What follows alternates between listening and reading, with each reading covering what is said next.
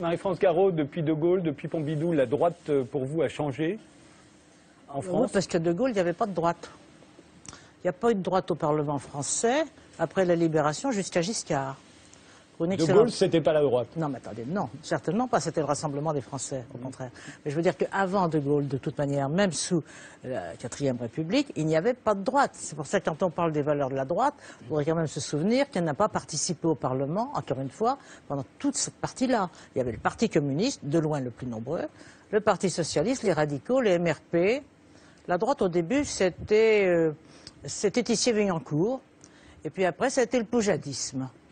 Voilà, et c'était la configuration qui a existé jusqu'au clivage qui est né, si on peut appeler ça un clivage, au moment de la Constitution de 58 et du vote demandé au peuple sur le choix d'un référendum de l'élection présidentielle au suffrage universel.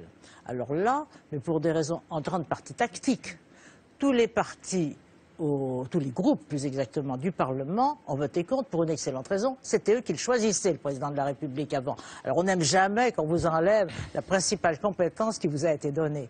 Bon, et voilà. Et de toute manière, la droite n'existait pas jusque-là. Elle n'existait pas. Et du temps de Pompidou, il n'y avait pas de droite et de gauche. Il y avait une majorité pour le président, point. Les droites et gauches étaient absolument et radicalement exclues.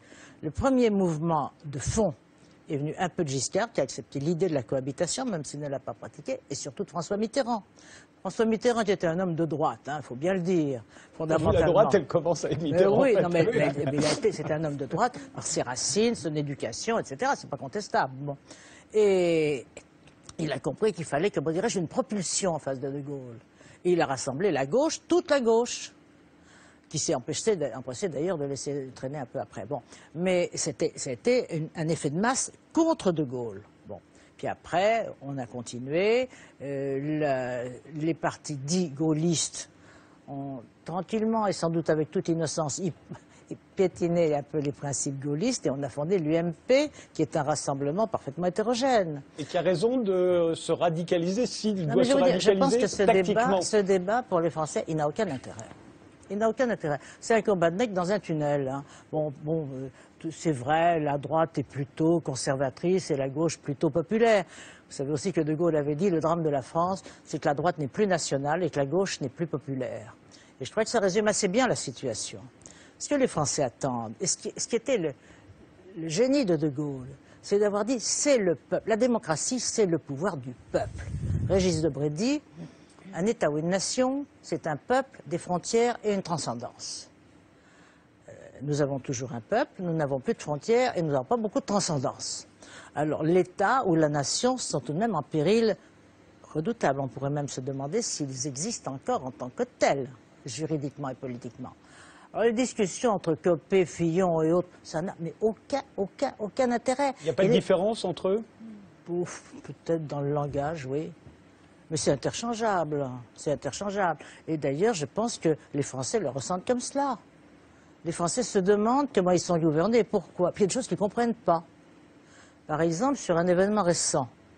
Je sais, parce qu'en ce moment, je suis à la campagne et bon, on travaille ensemble. Donc là, elle m'a dit, expliquez-nous pourquoi on condamne des députés socialistes qui refusent de voter un traité dont le président avait dit qu'il n'était pas bon. C'est difficile à expliquer, il faut reconnaître.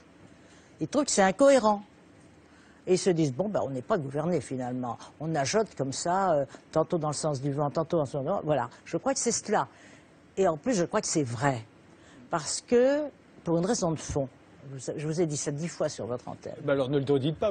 Nous ne sommes plus un État. La France n'est plus un État. Nous n'avons plus aucun pouvoir d'État. Nous n'avons plus le pouvoir, comme je l'ai dit, de battre monnaie, de faire les lois, de rendre la justice ou de décider de la paix et de la guerre. On avait encore un pouvoir parlementaire de voter le budget. On l'a perdu il y a 15 jours dans le vote de ce malencontreux traité. Par conséquent, on agite vaguement le secteur, mais la marge de manœuvre, elle est asymptotique à zéro. Donc vous voulez dire que le débat entre la droite molle et la droite forte... Ça ne concerne que les droites. Renaud Dely. Pas joli. Alors, nous ne sommes pas là, nous sommes responsables publics, nous ne sommes pas là pour faire l'esthétique. Effectivement, il y a les artistes qui sont là pour faire l'esthétique, les responsables publics sont là pour tenter de régler les problèmes et de trouver des solutions aux problèmes. Prenons l'exemple du pain au chocolat. Mais, Madame Garot, vous savez comme nous tous, que l'histoire du pain au chocolat, c'était une manière, comme une autre, d'énoncer un problème afin de mieux le dénoncer, c'est-à-dire de dénoncer les dérives communautaires. Qui, sur ce plateau, qui sont parmi les téléspectateurs, ceux qui peuvent contester le fait qu'il existe aujourd'hui des dérives communautaristes dans les quartiers sensibles. Moi, je suis élu dans un quartier sensible. Je suis sur le terrain en permanence. Je fais mes permanences chaque semaine. Et je sais que je suis face à un Front National qui fait 40%. Alors, qu'est-ce que je fais? Est-ce que je reste les bras ballants? Est-ce que je ne dis rien? Est-ce que je fais semblant de ne pas voir? Ou alors, est-ce que j'agis? Et est-ce que j'agis avec des valeurs populaires, oui, pardon, de ce gros mot, des valeurs populaires. Et ces valeurs populaires de droite, quelles sont-elles aujourd'hui? C'est l'amour de la France, c'est le respect de sa patrie. Oh, quel gros mot, la patrie.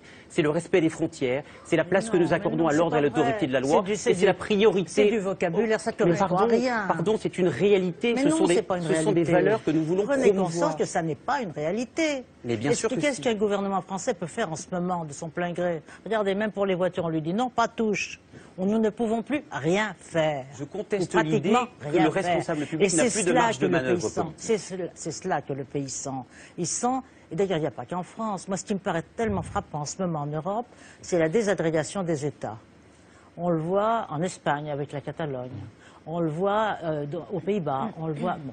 C'est-à-dire que quand l'État n'existe plus, ça s'effiloche tout doucement. Ça prendra 5 ans, 10 ans, 20 ans. Mais ça s'effiloche. Regardez la Prusse, c'était un empire, c'est devenu une province allemande. Je crois que ce débat a quand même, à la fois, il est né et il existe, et il a l'inconvénient de cacher l'absence d'un débat politique. Parce que ce n'est pas un débat politique, c'est un débat politicien. Entre Jean-François Copé et François Fillon. Entre partis. Les partis monopolisent la vie politique et les partis ne sont pas le peuple français. Ce n'est pas les partis qui sont souverains, c'est le peuple français.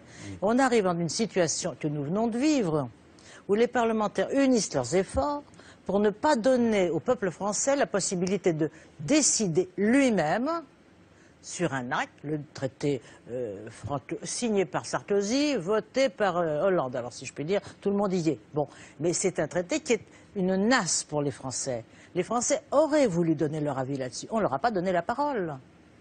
Et je pense que le basculement, c'est le moment où Sarkozy, le président Sarkozy et Fillon ont fait voter par le Parlement français en 2008 un texte qui avait été rejeté par les Français un an avant. Autrefois, ce serait appelé une forfaiture. On a supprimé ce mot dans le langage politique français, c'est remplacé par manquement aux obligations de la charte, ce qui est infiniment plus délicat. Mais enfin, la chose est la même. La chose est exactement la même. Parce que maintenant, en plus, on a peur des mots. Monnerville parlait de forfaiture en face de Gaulle. Maintenant, si on disait ça, on serait envoyé devant la Cour de justice. Enfin, ce serait affreux. Bon. Or, le fond du problème, il est là. Le fond du problème, c'est qu'il n'y a plus de débat politique. Alors, il y a des débats partisans. Ça occupe le terrain. Ça ne sert rigoureusement à rien, sauf à faire réélire à chaque élection présidentielle le leader de celui qui a été battu la fois d'avant. Bon, et comme d'habitude, le centre se divisera en 3 morceaux. À l'arrivée, c'est toujours comme ça. Il y a un centre-centre, un centre-droit, un centre-gauche, et puis après, on les remet ensemble et ça recommence. Enfin, moi, j'ai connu ça pendant 30 ans. Hein. Bon, c'est pas nouveau.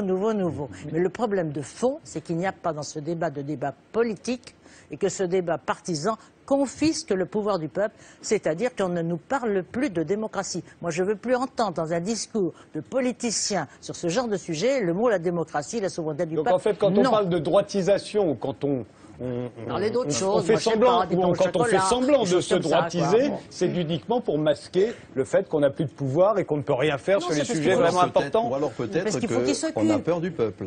Ou qu'on a peur du peuple. Geoffroy Dudier. Justement, plus que jamais, on a envie de l'incarner et de le représenter. Mais vous ne l'incarnez pas, vous n'êtes pas élu.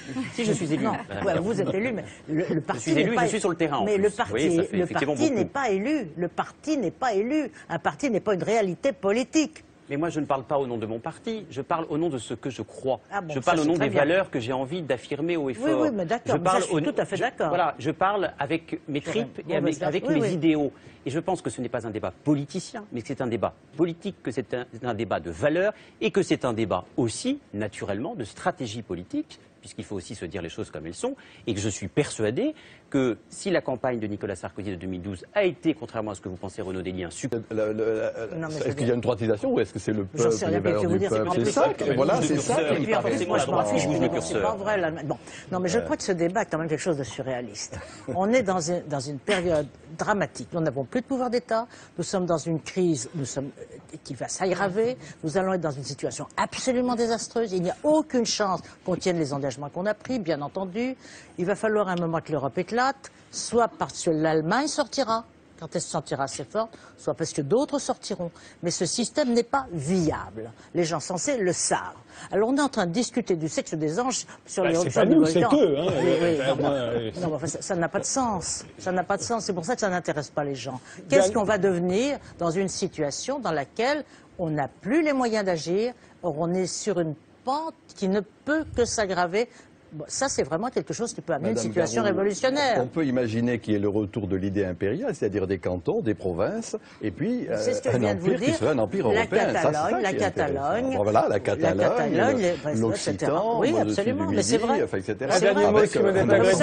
Moi, non, j'aimerais mieux avoir un État français et une nation française. Du pain et du cirque, moi, j'ai vraiment l'impression de ça. J'ai l'impression qu'on cache sous finalement des propos, des phrases à effet, des vrais problèmes qui sont beaucoup plus importants et plus intéressants pour tout le monde.